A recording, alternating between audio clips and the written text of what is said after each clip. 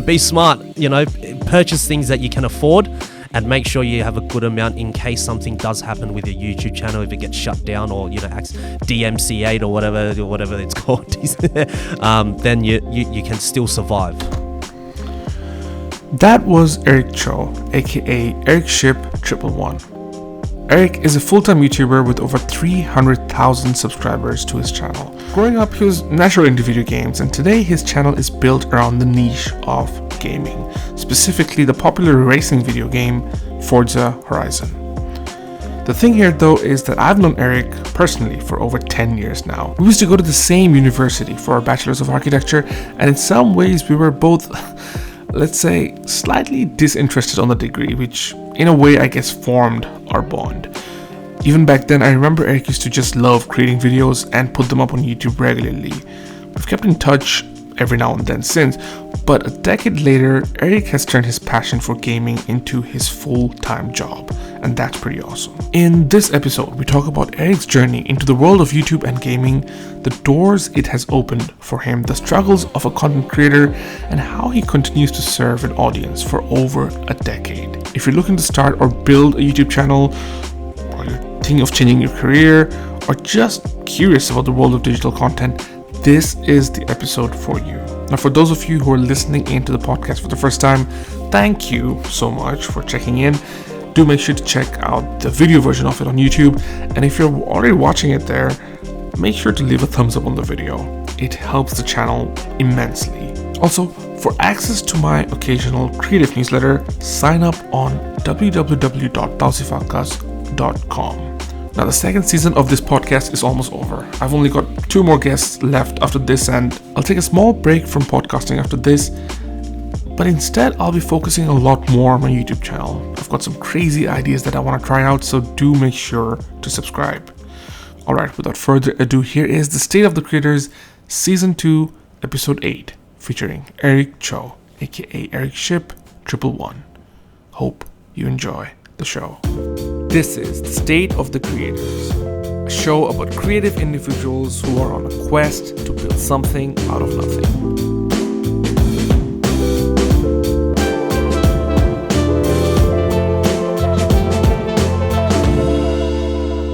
How are you, man? Yeah, very good, thank you.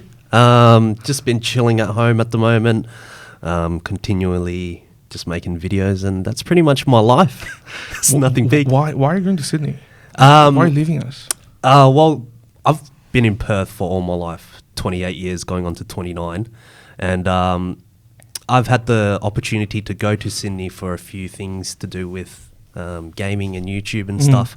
And every time I've gone back, it's like, oh man, this city's beautiful, It feels like Perth, but a lot bigger and a lot more things to explore. Yeah. And I'm like, oh man, given YouTube, you've got such flexibility in terms of, where you can do your job from. Exactly. Might as well take advantage of it and, go to a different city and, every day might be a holiday. I'm going to come back to that and talk about like difference in creators in different cities. But before anything else, why ericship111, man? Like what's the story with that?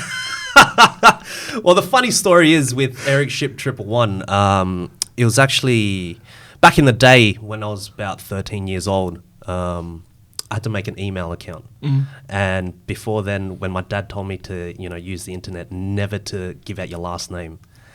Yeah. Right. So I had to make an email. And then on Hotmail, I was like, oh, all right, I'll put Eric for sure. But I don't know what else I could come up with other than Eric. I'm not putting, my last name on there. So I was like, oh, Eric.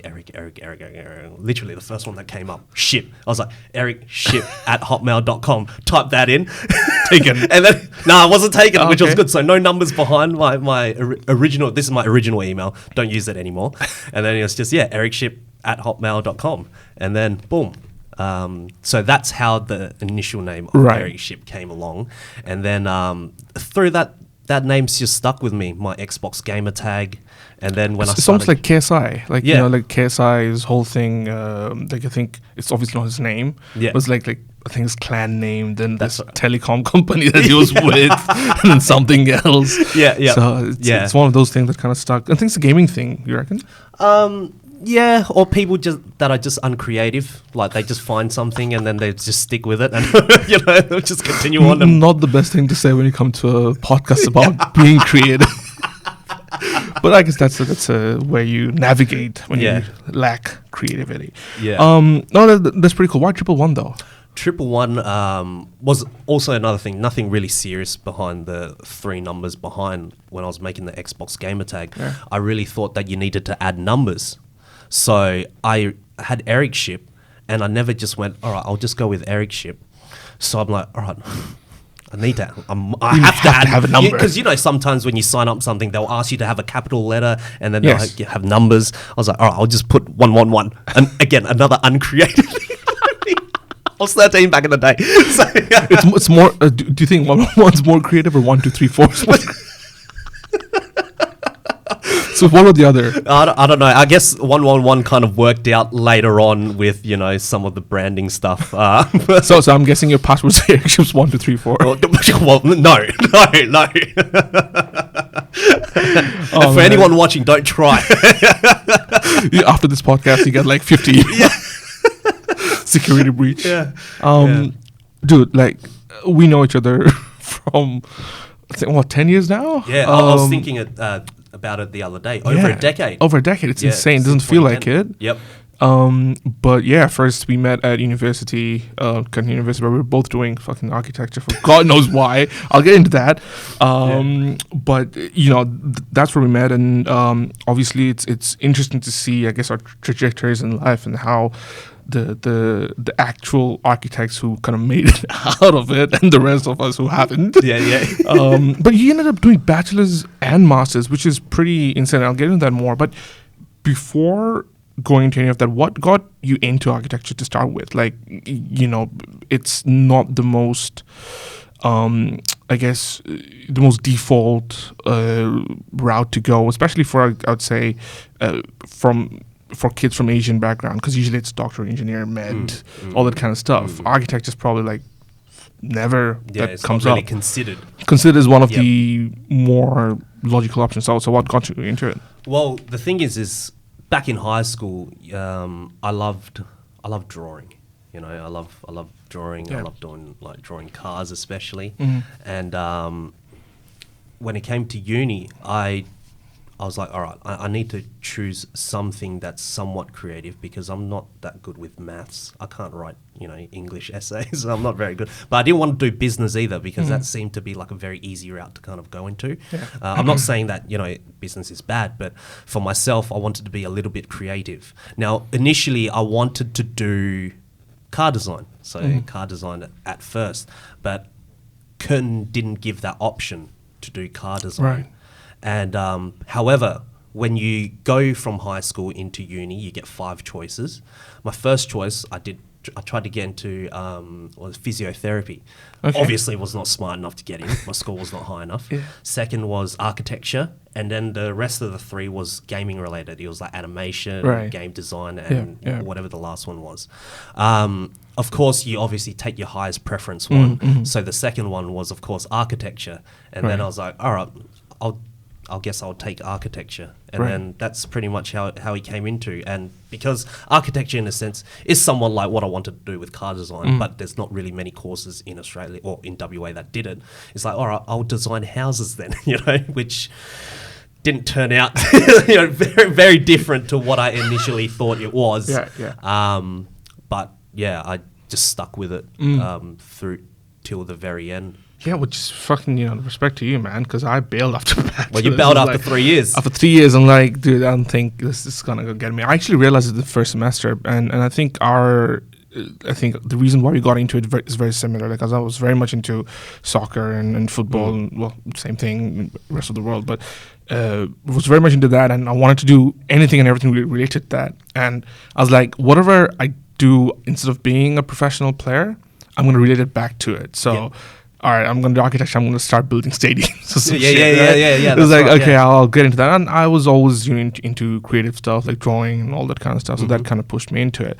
But the fact that you stuck with it despite realizing is quite impressive, man. And I guess, was there any anything you enjoyed specifically? Because both of us, I think, once we got into it, we realized it's a different ball game altogether. Yeah, we weren't the smartest ones either. we weren't the best, architecturally gifted ones in this. And I think especially when I, when I first went in, it's excitement and stuff. There's lots of cool things happening, and then after the exams or the assignments and stuff, when I saw these handful of people just killing it, with their Photoshops, and I was doing mine on Microsoft Paint. There's I remember Reese, our mutual friend, he came up with this whole idea of a briefcase opening up with all these models. What? Then I've got this fucking straw board sticking out. That's a model for first semester. That made me realize it's you have to think, you have to make it your life kind of thing, and that's when I kind of bailed out. But I still enjoyed some aspects of it, and I think some of it still helps me today. Was there anything you enjoyed particularly, despite realizing we were not the most gifted in that area? I think mainly to do with all the 3D modeling on the computer and stuff. Anything to do with modeling or even being able to design was actually pretty cool. Just trying to be able to expand your creations on what you really have. So yeah, and then turning that into a model was probably the coolest part, or the part that I enjoyed the most. I never really enjoyed, the presenting part and then stuff, talking in front of all the tunes. Yeah, that's right. It's mainly the process of, all right, I have an idea, I want to put it down on a piece of paper, whether or not it's good or bad, I don't know, but that was the fun part for me. And then being able to turn a 2D drawing into something 3-dimensional and hopefully have that model or whatever translate, through a presentation to the tutor. That whole process was good. Just didn't really enjoy the presenting part. I think, and plus they were harsh, man. And then they needed to be, because you can't make a building that's going to It's a cutthroat industry. It is, and especially if you look at how many people who started off from first semester all the way who made it till the last semester in masters is I don't know, maybe less than 10% originally. So that shows how, and plus it can break you, especially the amount of effort. And I remember one assignment specifically, I was putting my heart and soul into it and stuff, and they just ripped it apart. This is crap, straight out. But that taught me a lot of things design wise, and then that helped me a lot, a lot of other areas, and I'll come back to that in a second. But why did you kind of stick with it throughout to masters? Because you mentioned you had these other things related to gaming that you wanted to do afterwards. You could have easily moved there. I've done 3 years in bachelor's. Maybe I'll do something specifically to game design or animation. Why'd you ended up continuing that path? Well, given that once I'm 3 years in, I was like, man, I didn't really have the bravery or the balls to really kind of change. So I was like, man, all I know is this thing that I'm not really that passionate about. But there's 2 more years left. I've already done 3. And my overall average score wasn't too bad. It was 60% or whatever. And I was thinking, all right, I'm just going to continue doing the rest, because I still don't really know what I want to do with my life. At least this, when I come out from it, I can actually get a job and actually, earn some form of income. That was pretty much my mindset going into it. But while I was doing architecture and being at uni, I was still gaming till late at night with friends like Sean, Prime Memphis. I was doing clan matches. And on top of that, that's when I was making YouTube videos as well throughout. Because that's when I found out that you had this whole other side to you, early. But you were playing Call of Duty then. Yeah, so I started my channel off with Call of Duty first for quite a long time. Yeah, now we're going to get deep into the gaming side of things. But you decided to just finish it off. But let me just track back a little bit. With with your family, like, were you born in Australia, or like, or were you born somewhere I, else? I or was you I was moved? born Right. here. But your family, My your mum and dad parents- were both were born in Malaysia. Right. But my dad grew up in Christmas Island for a long time, and then Right. they both came in about the late 80s, I think. Yeah. So essentially, you've pretty much born and bred Perth. Yeah, I'm very Australian. You can tell by the accent. Dude, after the face reveal, did anybody get surprised? Oh yeah. After the comments were like, "Oh my gosh, this guy's Asian!" Wow, could not believe it. Unsubscribe. Yeah, I had a lot of that. Wow, his voice does not like. I never would have thought. I thought he would be some English, white guy. Yeah. Well, I want to get into that as well. That's fucking interesting, man. Like, Yeah.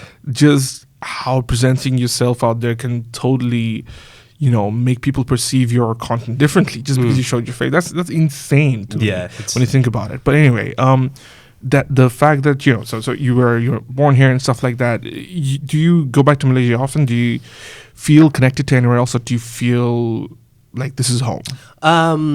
Going back to Malaysia many times. I haven't been there recently, but when I was, about 15, 16 years old, there is an element of home because, my grandma's there and a lot of your relatives are there as Yes, well. cousins and So stuff, yeah. although the location feels very foreign, you have a lot more like your relatives that you can kind of relate to. My auntie grew up with my mum, and then she can all tell me all these stories about my mum and all the family together and how they used to live their life. And that to me is just sharing family stories is already enough of feeling being at home, even though again the location doesn't feel at home at all. Right. But here's just overall home.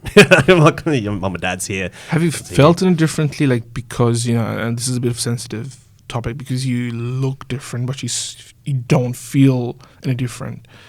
Has it ever occurred to you, or has it ever made you feel any differently, like just being in a predominantly Caucasian country or white country?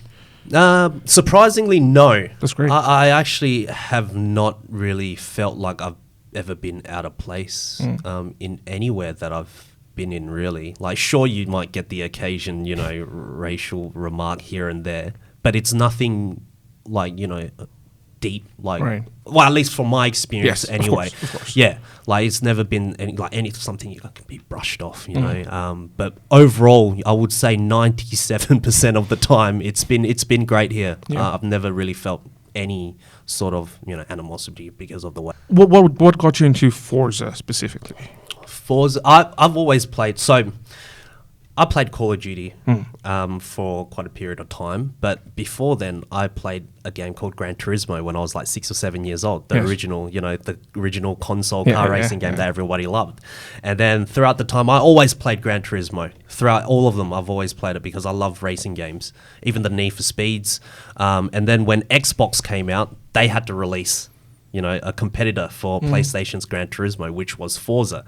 And that's when I started playing Forza as well. And then I was like, man, this game's pretty good. Like, it's not too bad. And the original Xbox was one of the first consoles I actually bought with my own money.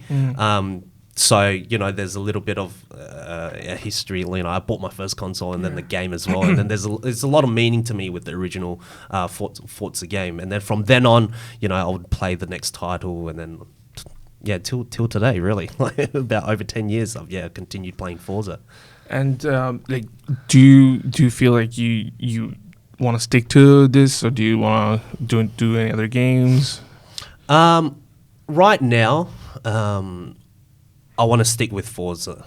I definitely do, because that's what my channel is based on. Now, with that being said, there are games within that same genre, like Need for Speed, The Crew, and I'm sure in the future there's going to be other games that are very similar to Forza. Yeah. And I would love to kind of dive into those those other racing games, but because my channel is so heavily focused on Horizon 4 at the moment and all the other Forza titles, that's what I want to be sticking on, because to transition from one game and do another, it's not a one simple process like that. You're not don't expect the same amount of views or the amount of audience, the same audience, to come to a Need for Speed video when your channel's predominantly on a Forza video. Just because they're similar genre doesn't necessarily mean you're gonna get the same amount of people. Yeah. And the YouTube algorithm also detects that too. If not many people are watching the Need for Speed video, they won't be promoting that video to newer audiences. Right. And so basically, what I've understood is that if you want to expand your channel, there needs to be a strategy involved. You know, you need to work some sort of smart plan on how you're going to do this, except that, you know, you're not going to have the same amount of views. And does it make you feel creatively stuck though? Like, because I'm sure, you know, as a gamer, you want to try different things. You want to push out because So how does that make you feel? There is an element of, you know, being stuck when you're so focused on that one game. And the way I see it is that, you know, there's two types of channels. There's one channel where, you know, you're there for the personality. So, and then there's one where you're there for the game. So there's always a YouTube channel with two people, right? Yeah. One is the personality and one is kind of the personality, but people also watch for the game itself. Yeah. Does that make sense? So the YouTuber on this side is almost the middleman for that game. Does that make sense? Yes. And I feel like I'm in that area of my YouTube channel. So I'm not a full-on personality. I would say most of the people on my channel or watching my channel would be there mainly for the Forza Horizon 4 content. And I'm kind of like the middleman for it. Whereas there's other channels like, of course, KSI, PewDiePie. They can play any game that they want and they'll still have the same amount of views because and stuff. People love them. People are into them. Right. So that's the transitional phase that you need to have some sort of strategy to kind of slowly move across. You can't go from that to that in one day. There's no way. You're going to destroy your channel. Yeah. You people really will. Want people are like, what's happening here? So, and that is a very difficult process to kind of figure out. But with that said, I love doing Forza videos. I have no, you know, I absolutely love it. Have you been looking at strategies to, you know, implement other stuff, or are you pretty okay with what you're doing? Right now, when there's opportunities that come to play get early access for other open world races, I'll definitely do it for sure, because of course those companies or, you know, those developers, they see value in me, and it's a good way to also, you know, try out different things as well, because you're given the opportunity to try a game super early. So of course you make the most out of it to try to, you know, come up with something in hopes that it might potentially turn into something that could open up more avenues for your channel. Not saying that it's always going to work, but at least give it a go, while also continuing doing what you mainly do on your channel as well. At what point did you think that after doing 5 years of architecture, at what point did you think, no, I'll stick to making gaming videos on YouTube? What was that reason? What was that, like, was it a risk? Was it a calculated risk? Like what was going through your head, and what made you jump the ship really? It wasn't really jumping the ship. I knew for sure I didn't want to do architecture coming out. And as I mentioned before, you know, throughout my time in architecture, I was already making YouTube videos. And it was still a passion for a very long time, even after I finished architecture. It wasn't something that I, you know, was a career that I actually strive for. It was something that I was doing along with, you know, crappy stock taking jobs, and along with doing videography work as well. I just wanted to find something that I enjoyed and do that and be happy, because I knew damn well that I wasn't going to be happy being an architect at all. And it just somehow, you know, throughout time, when I was, you know, progressing as a YouTuber, you know, that was, you know, becoming slightly bigger. My videography work was getting a little bit, you know, more noticeable as well. So I started eliminating things that I didn't like as much. So the first thing I didn't want to do was, of course, stock taking. So I stopped that, and then I was doing videography work and just purely YouTube, those two. Right. And trying to juggle time between the two of them. And then after a certain amount of time, I also realized that, there's also downfalls with doing videography work. And the biggest one was working with other people. Yes. Because, when you have clients and you give your work, they think it's so easy to, can you just change this small thing? Whoa, man, you're screwing up the entire video. Like I've matched it to, the music, and it's like, just change the 2 seconds, a little bit, change the shot. It's like, all right, you want me to go out there and, you're going to pay me for this or what? And it's just, that process was, you still, of course, have to do it because, otherwise you're not making any money at all. But then after a certain amount of time when YouTube was able to kind of overtake, the videography work, that's when I said, all right, I'm not doing any more videography work. I can now fully focus on YouTube. And of course, I did full-time on YouTube when I was about 100,000 subscribers. It's not big. I like people think 100,000 subscribers is you're making a lot of money and stuff like. But you're not. You're really not, because the audience is actually pretty small even at 100,000. At least from my experience anyway. But I was very fortunate. I was still living with my parents. Still am living with my parents now. But they supported me, which afforded me an opportunity to fully strive to do YouTube full time. Which my mum was by far one of the biggest supporters of what I'm doing. She will always be like, all right, you can definitely do this. Like, there's definitely potential. Why don't you just continue doing it? That's awesome. That's really unheard of. So your parents were supportive throughout? Yes. Yeah. Well, yeah. My mum didn't really thought I was really that smart in terms of education wise, So when she saw this opportunity, because she always sees me at home yelling on Call of Duty, like, oh my God, this guy's an idiot. Like she's always seen me in front of that computer playing Xbox and stuff like that. And then she saw this, like, oh wow, there's something there, you're putting your heart and your a soul into it. And then she's like, all right, just do it, just continue on. And then so how does that so I guess you pushed further into the world of YouTube when you were sure that you would be able to make some money out of it. And was that a conscious build up towards that point, or was it more like, okay, I'm going to do videography and stock taking, and I'm going to keep doing this, I'm going to keep doing this, and then maybe I'll change ways when things work, and if not, I'm going to keep doing it? Or was it like, okay, first month I'm going to do this, second month I'm going to do this? Like, was there a certain build up toward that point where you were like, okay, now I can do this full time? Yeah, well, in the beginning, of course, you don't really think about doing YouTube as a full-time thing at all. I think a lot of people, if you start off your channel thinking that you're going to make money immediately or become big, you're going to be disappointed very quickly. So for a long period of time, while I was doing stock taking and videography, I still never really thought this would ever be a full-time sort of a thing, until of course a certain point.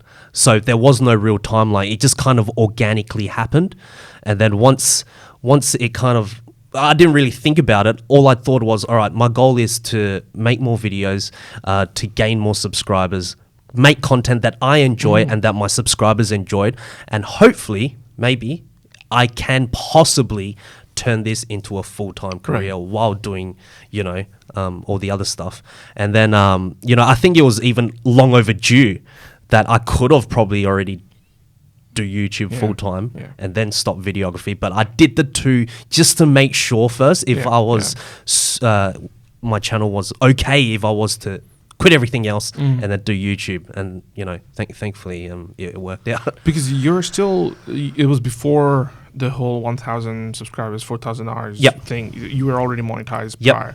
So that kind of helped you to kind of at least have some pocket change building up towards that point. And now you're at 300,000 plus right now. Is it drastically different to what it was in terms of monetization when you first started, or is it just a little bit different? Yeah, it's Drastically different? yeah, big difference. I remember when I first got monetized. This was back in. This was a long time ago, maybe 2013. Oh, wow. 2013. I don't remember how many subscribers I had, but that was when I was eligible. Yeah. To get monetized. I didn't really know how it worked. All it was I think was just one tick, and then you have one ad playing and stuff. Yeah. And then like you're earning nothing really, Yeah. like a quarter, like 20 cents, 50 cents a day, really. And yeah, but from that, I was like, all right, what's the next? Like what's possible? Like Yeah. a gold coin next, Yeah, a pink $5 note. Like it's possible. Yeah, yeah. But it was just exciting knowing that wow, like it's Yeah, it's there, and I was so happy. Like Yeah. just getting 20 cents, I was thrilled, dude. Yeah. And yeah, like that's how it kind of came along in terms of the monetization part. And how's that changed now in the sense of you planning? Because now it's a full-time thing. Now, at first, it's like, oh, it's cool to get a 20 cent or a gold coin out of it. But now it's like, shit, this is my living. Like, if I don't make a video, I'm not going to get paid kind of thing. Yeah. And how has that changed the way you plan content, the way you plan your thumbnail, and how different is it really? Yeah, well, there is a big difference. Of course, you want to, especially if you create something that catches a lot of attention and is quite good in terms of like how many views you're getting, you try to grab that, bolt of lightning or whatever, and try to replicate it as many times as you can. Sometimes it works, sometimes it doesn't, but when it does work, that's where you keep going along with it, and then you kind of expand from that idea. So my channel has changed throughout its years. It's changed drastically. Right now I'm doing like glitches and stuff like that because I was doing Forza Horizon 4 stuff, like doing challenges and stuff like that, but there were other YouTubers that was doing the same thing. And then I just discovered a few glitches and stuff within the game, and I made a video on it. Just made a video out of like spontaneously, and it was, oh my gosh, it got so much traction. I was like, man, I can continue doing this, right. Which I did, and it kind of led to the path of where I am right now. And the thing is that you really have to find things that work on your channel. I mean, you can't just keep beating that dead horse, and just blame everything else like the YouTube algorithm and stuff like that. You got to go out there and explore and kind of, figure out, what do other people want? How is it somewhat unique?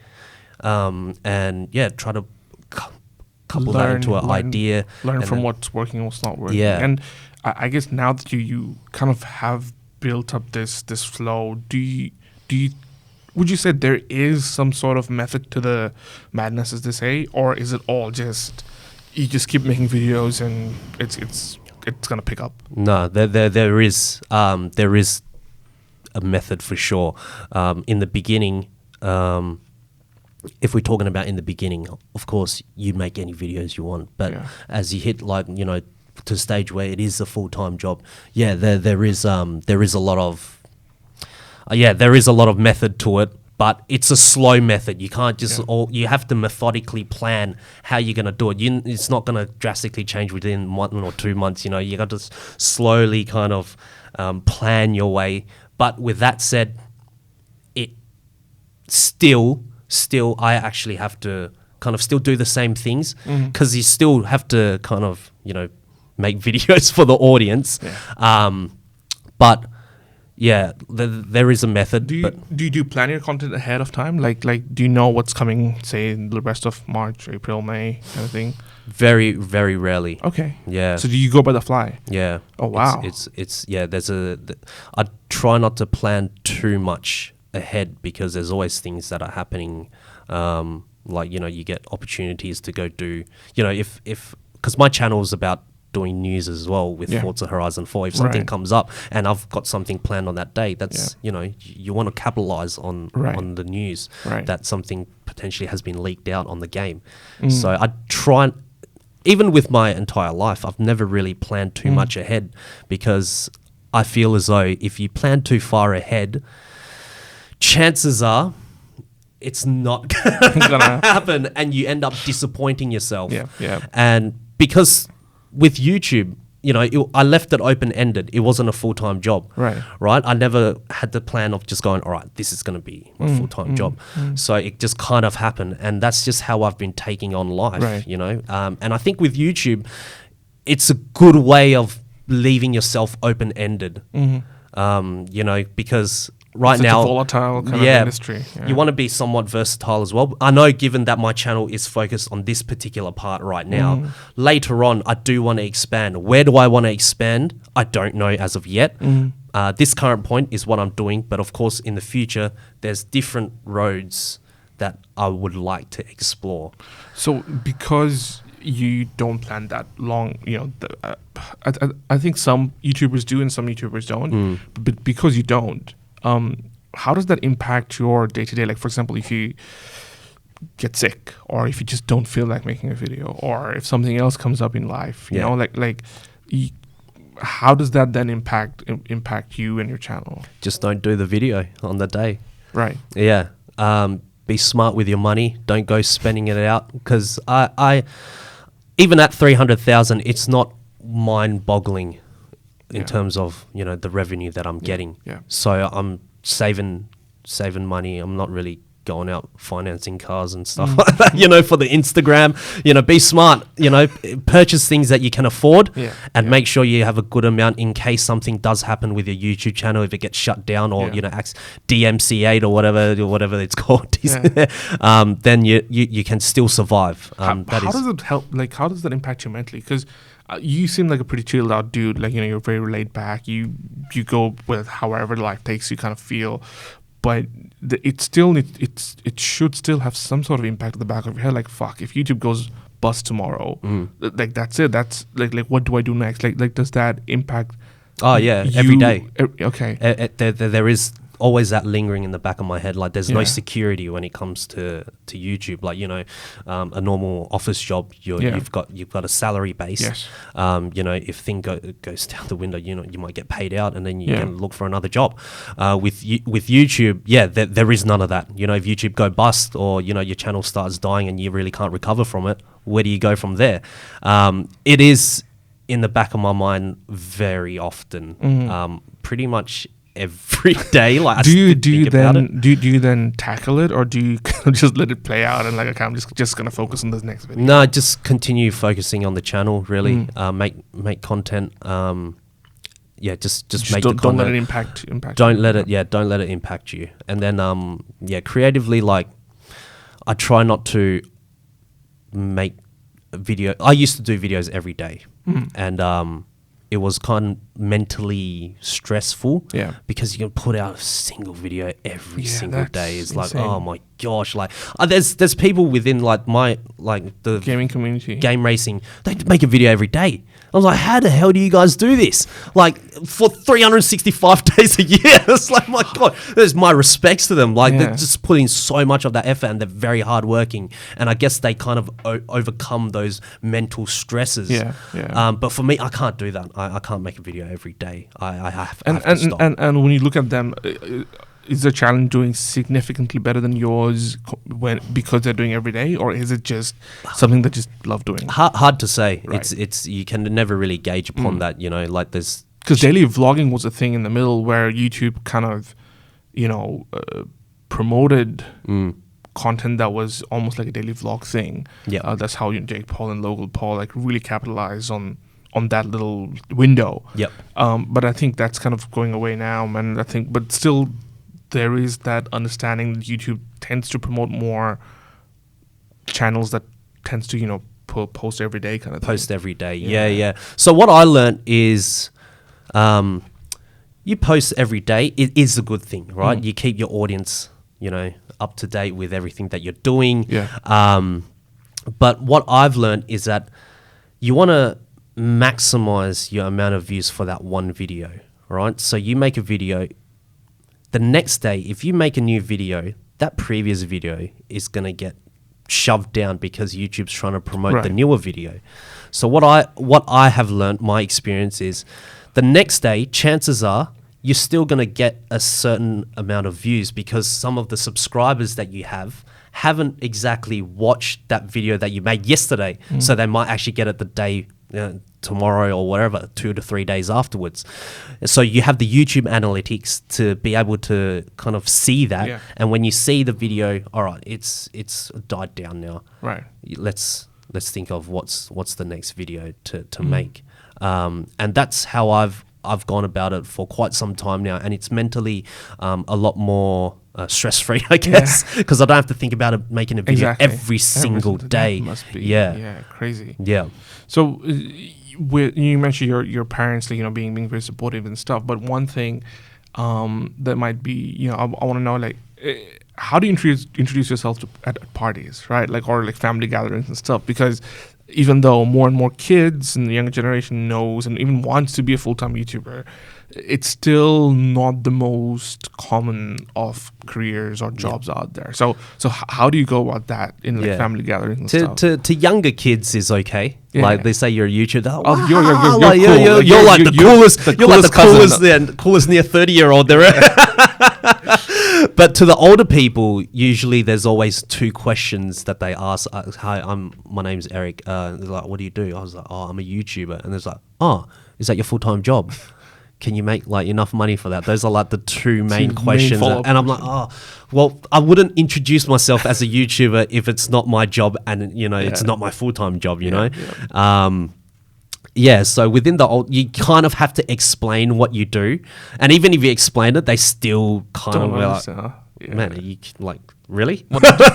Do you ever feel like any sort of personal like complexity, like introducing yourself as a YouTuber, or have you embraced it? Because I'm sure a lot of people feel that, like if it's not a 9-to-5 job, it's hard to, like being a YouTuber or being, say, a podcaster or being videographers per se, like in certain internet-based jobs are hard to explain and therefore people don't understand it. Have you ever felt like that, it's a bit hard to introduce, and then has it made you feel... Yeah, well, socially, like yeah. when you introduce yourself, because usually the people that I meet are the ones in a 9-to-5 job and stuff. Yeah. So it's a bit hard to socialize being a YouTuber because you're not really around that many people. So your social skills go down the drain. And then topics as well. There's nothing there's no common base between someone that works, in their bedroom as a YouTuber as opposed to someone that works in an office 9-to-5. Right. You can't really I didn't even know the meaning of HR until like 2 years ago. Human resources, right? Yeah. Yes. What do they do? I don't know. The resource humans. Yeah. So, like all these terminologies and, how they, there's these colleagues that they hate working with and stuff. It's like, I don't get any of that. I don't understand. Like, they hate their job. They want to get out of it. It's like, man, I can't relate. There's nothing, no common grounds, Yeah. and there's only so much that you can really converse with someone like that, which is... So that drastically changes your personal relationships as well. Yeah, like meeting new people, like the friends that I already have, then that's fine. How does that impact dating, if you don't mind me asking? Well, they think being a YouTuber is pretty cool because you have all the time in the world, really, at the end of the day. So dating's not really that bad. Well, you always can make time for them, It's whether or not they can make time for you. So it's not too bad. Yeah. But dating is...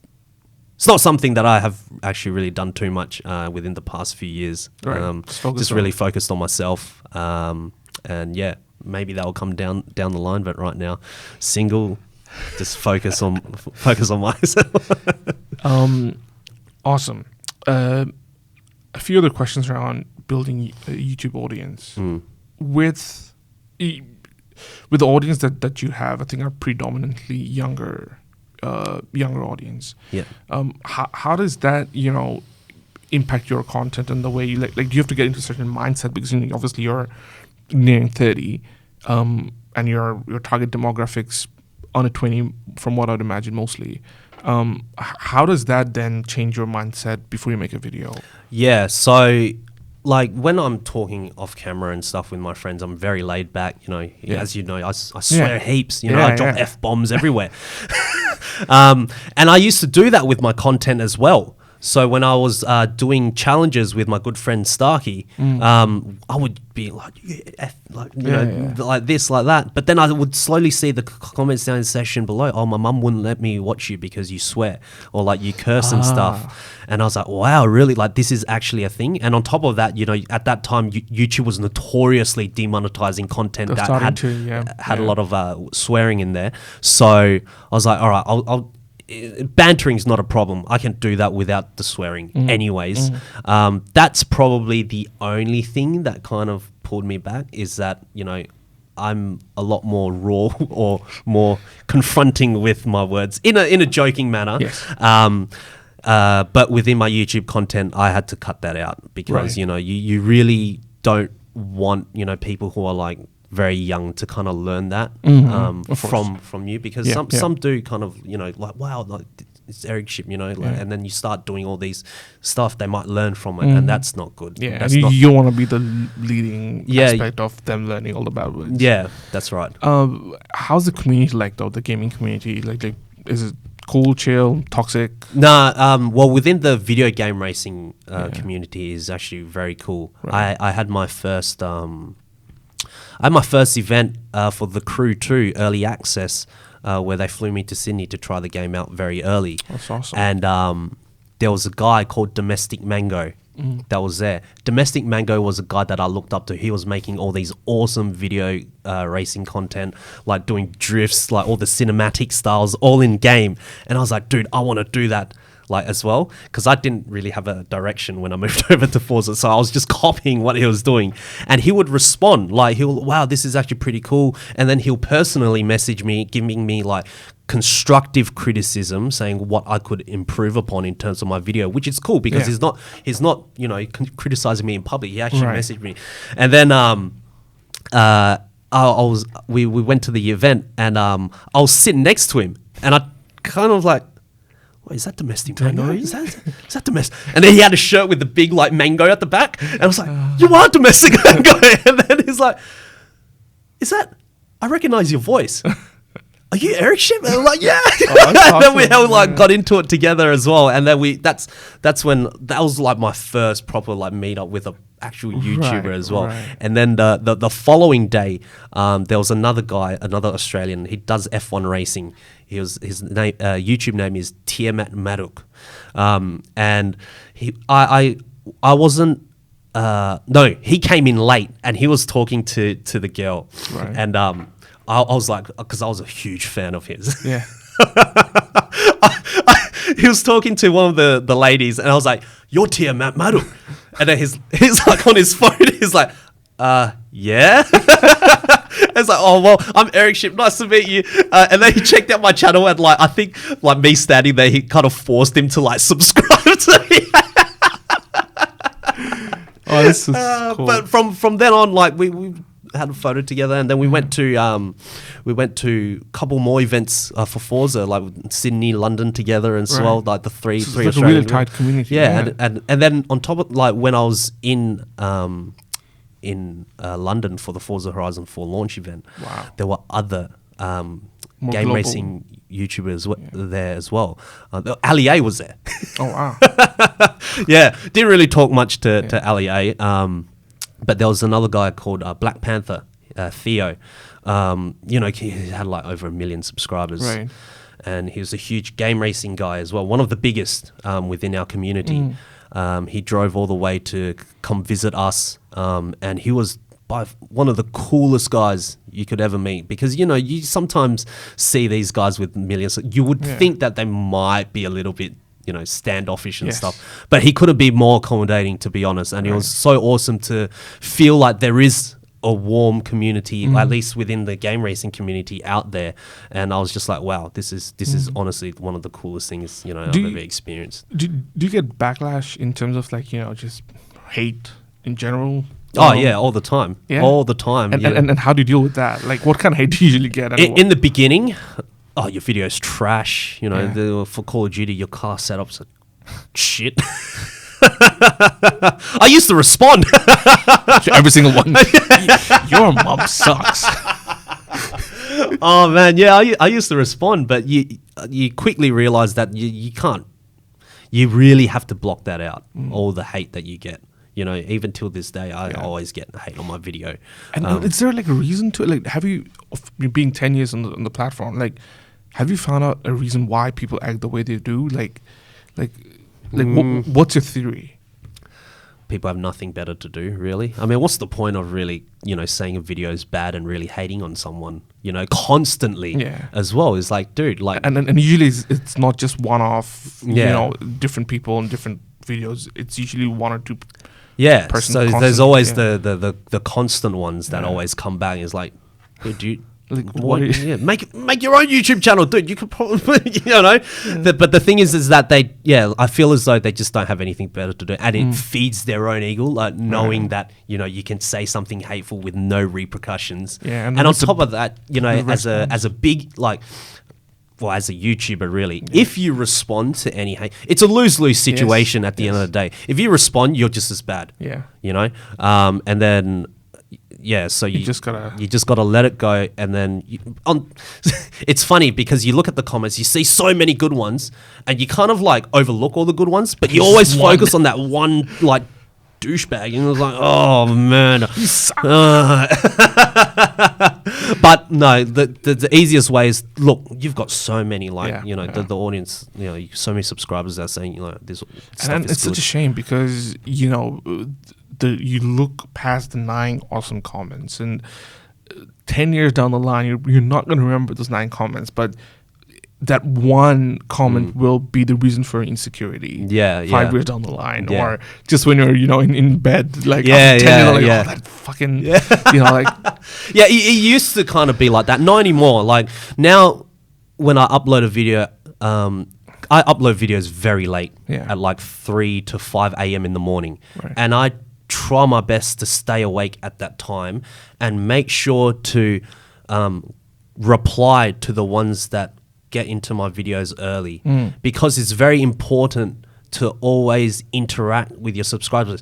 Now, I hope they understand that you can't interact with all of them, every single one of them. That's very difficult. But to at least, you know, like interact with the first 30 minutes when someone comments, always try your best to kind of actually give them something back, because and plus it comes from a genuine place as well. Like when I look at videos and I look at some of the comments, it feels like, you know, you're like wishing someone happy birthday, you're wishing, you know, you're just talking to someone based on the comment they made. It feels very genuine connection as well. And some people are just looking for a reply from the YouTuber that they watch, and that makes them better. It makes their day better. Yeah. And it's like, wow, you made my day, and all I said was, well, like, thanks for watching, you know. And it's quite crazy to think what kind of impact you really have. Like I've had comments, it's like, wow, like I've been pretty upset lately, but your videos make me feel better. And it's like, oh my gosh, like you don't think about that. You don't think about things like that, but you know, the real life impact is actually, as a digital creator, can actually have a big real life impact. Yeah, it's very real, and it's not something to take for granted. And it's, you know, always something to be cherished for sure. So with 10 years of being on the platform, or 10 years plus, what would you say is the hardest thing, just building an audience, in your experience? My experience, yeah, of course. That is by far the most difficult thing, is to build an audience. The making the video part is easy, really.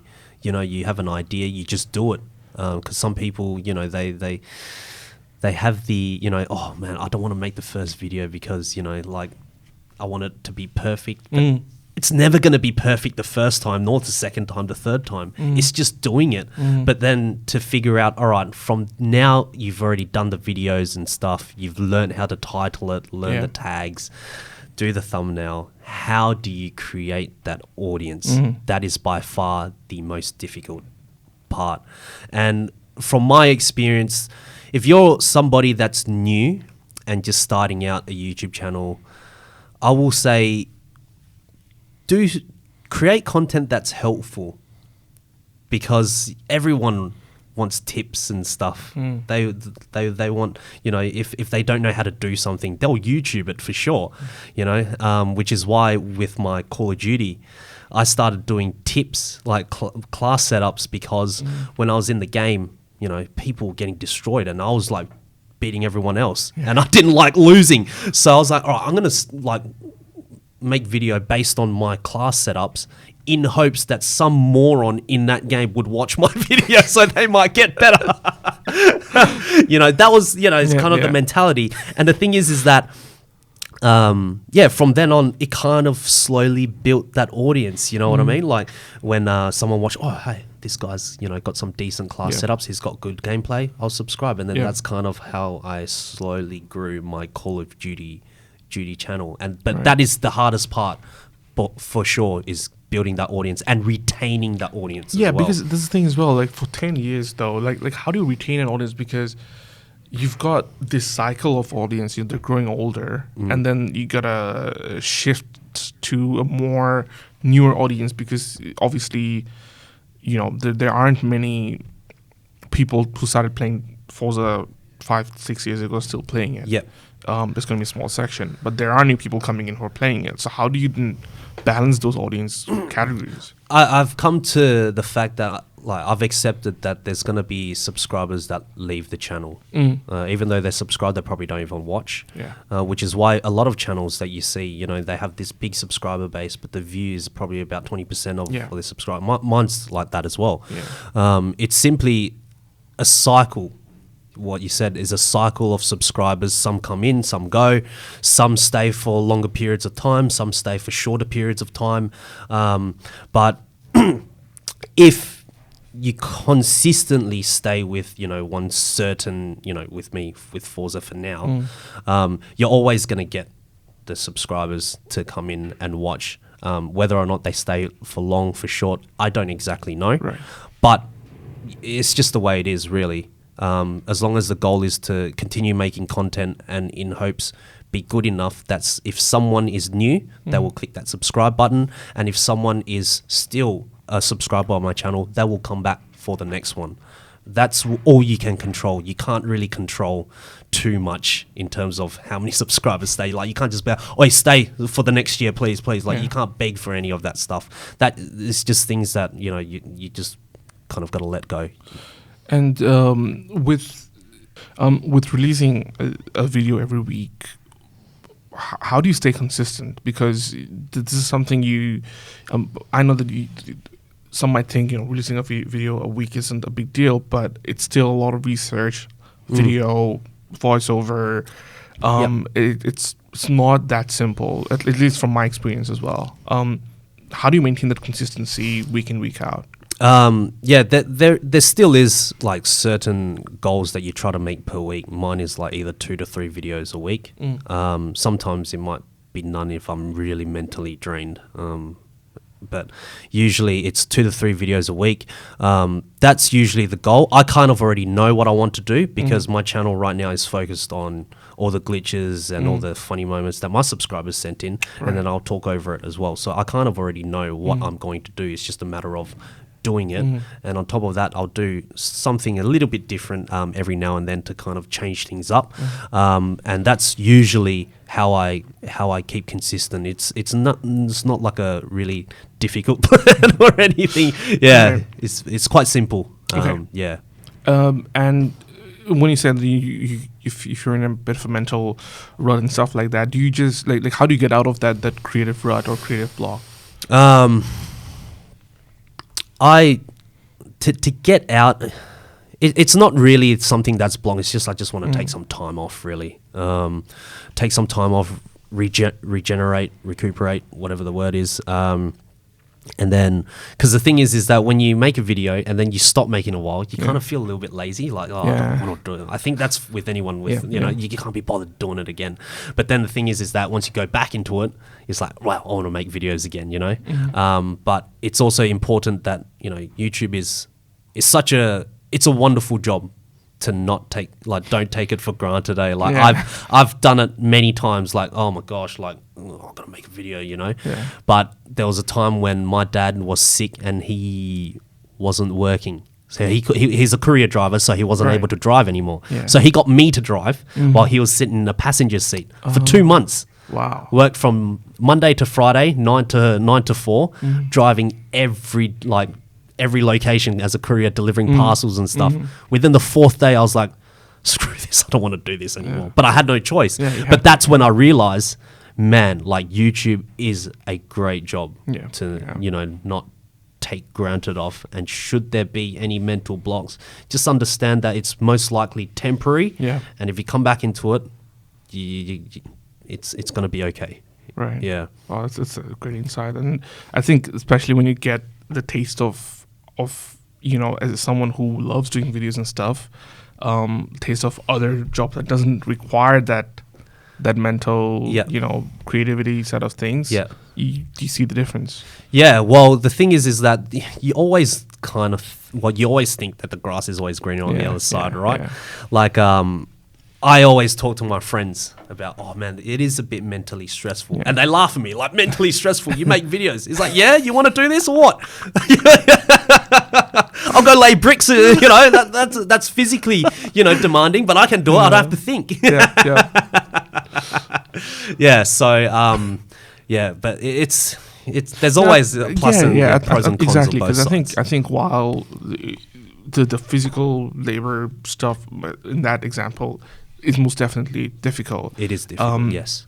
But also compared to the mental side of things, it is a different ball game. It's completely different. Because sometimes that like a hate comment, for example, like it's nothing, but it can. You have grown a thick skin by now, but for most people, they can't tolerate it. Like most people just struggle with like, oh, why is that person commenting against me? Like, I know it's something so trivial to someone who probably hasn't done that side of things, but for those in the scene and who've done it and who gets that stuff, I'm sure it can bring a mental side. Oh yeah, you can see it if you're on Facebook, like if there's a meme video or something and someone puts something hateful or and then like someone replies to that hateful comment and then it's just a big barrage of messages going back and forth, and that's because they haven't dealt with online hate before.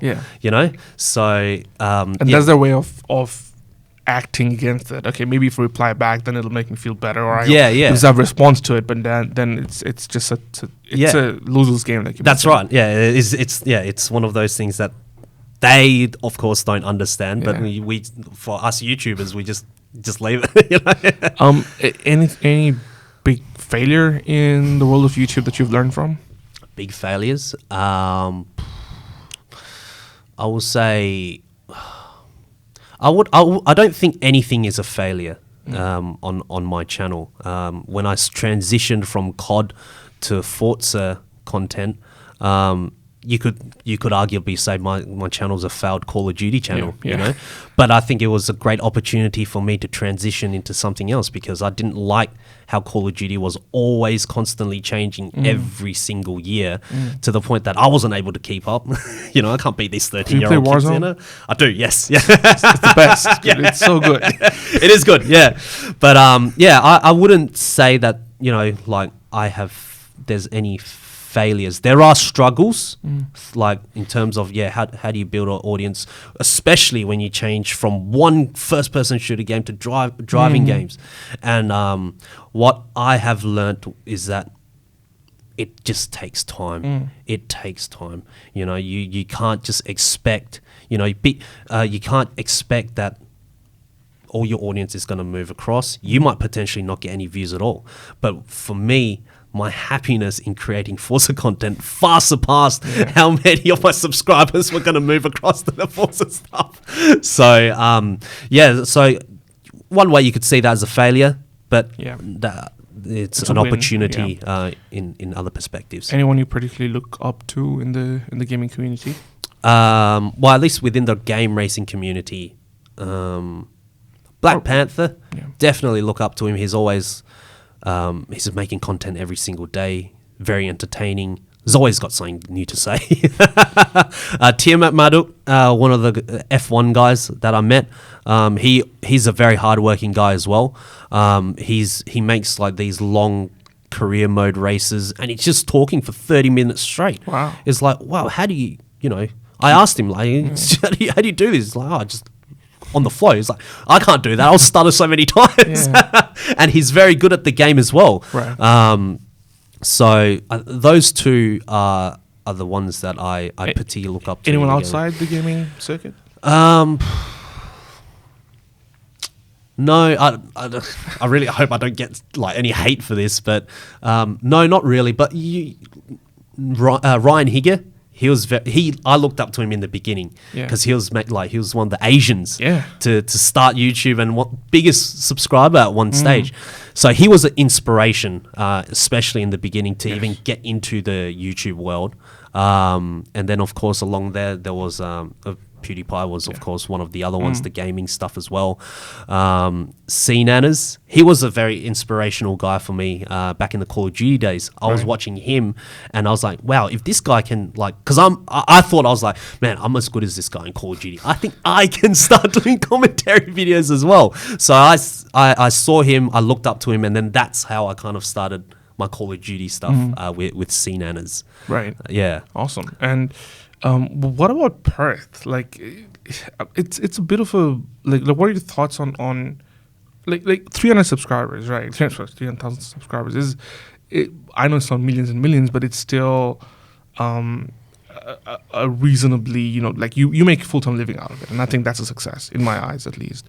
I'm sure there are many other Perth-based creatives who does similar stuff, but there just doesn't seem to be enough. Like even in Australia, there doesn't seem to be enough like a bond or like connection between creatives and creators and Perth. Like, do you feel the same? Yeah.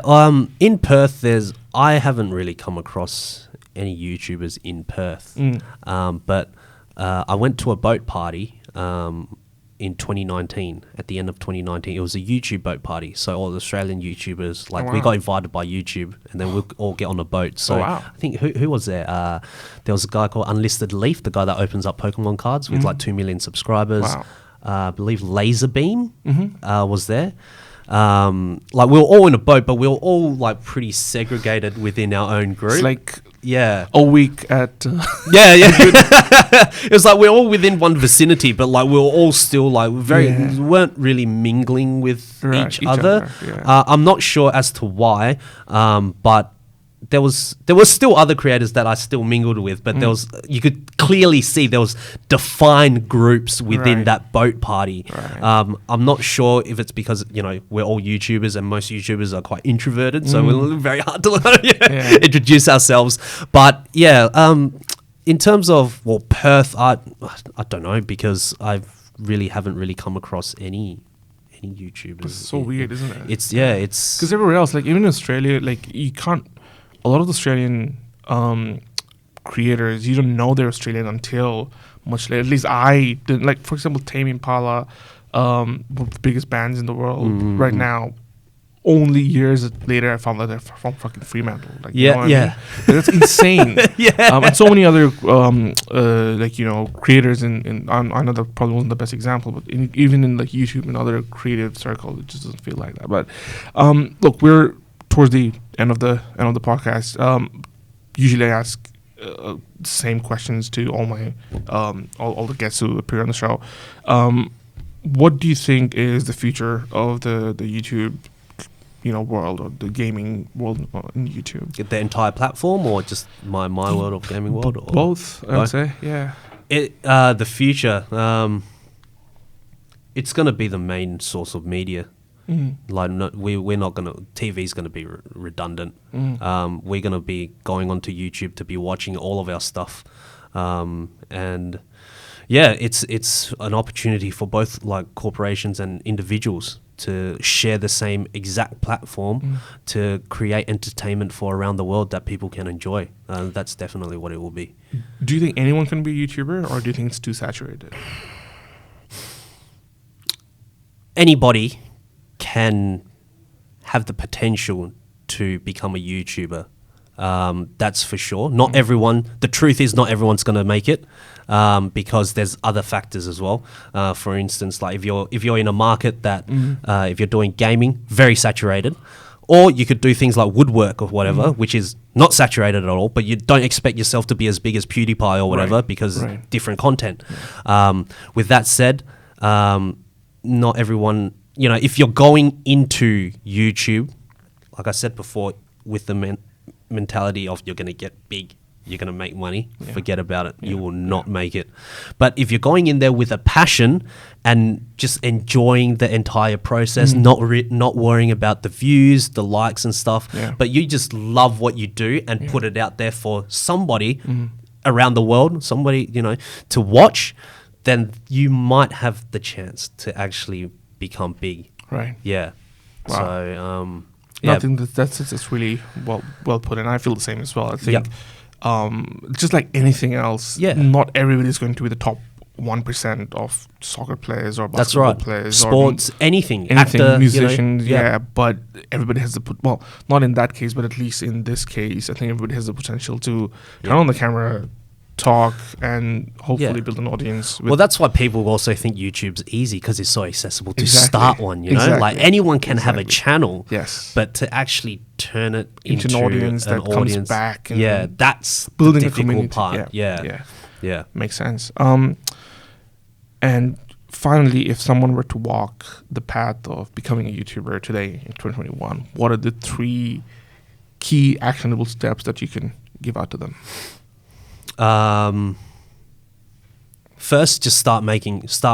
Don't even worry about being perfect or whatever. You got to put content out there. That is number 1. Just make and put it up. Number 2, make sure that you are passionate about what you're doing, that the videos that you make, you internally enjoy it yourself. Make it for yourself first before you make it for other people.